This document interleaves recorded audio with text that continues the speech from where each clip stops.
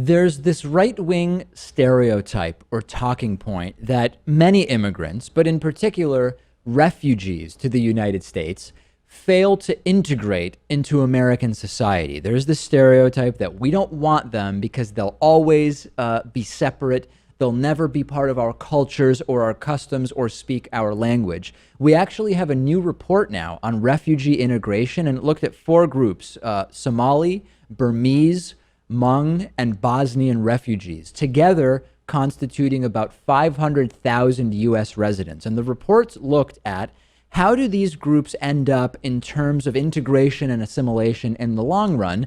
And the report found, much to the dismay of many right-wing nativists and xenophobes, that refugees tend to integrate very well into their new communities. Now, you might hear that and say, David, very well is an objective measure. How are you measuring it? Well, the report explains that, for example, after being in the United States for 10 years, refugees do just as well to their US-born neighbors in terms of workforce participation, in terms of managerial positions and looking at business ownership. The overwhelming majority of refugees have learned to speak English, which is often one of those stereotypes. They just don't learn to speak English.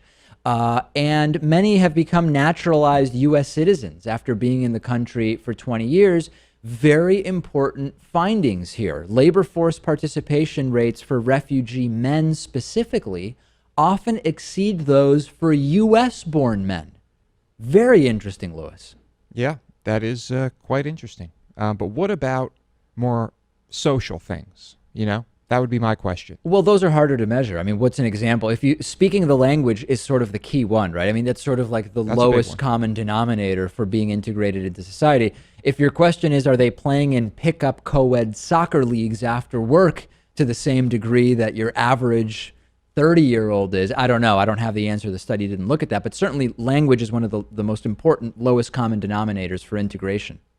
And something that the Trump supporters and the haters always point to, they don't even learn the language. You need to learn English. You need to speak American.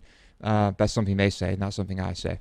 And of course, we've talked many times about the false notion that immigrants and refugees are a hindrance to the American economy. And we've also actually talked about the positive economic impact of undocumented immigrants, who in many cases are paying into social welfare programs that they will never actually receive benefits from. I won't go completely back into that. We have a long piece about that, the truth about undocumented immigration. You can find it on YouTube. Excellent, excellent piece, researched and produced by our segment producer, Noah Ferguson. But needless to say, yet another one of these xenophobic, nativist right-wing talking points falls apart upon just a pretty basic inspection of the claims.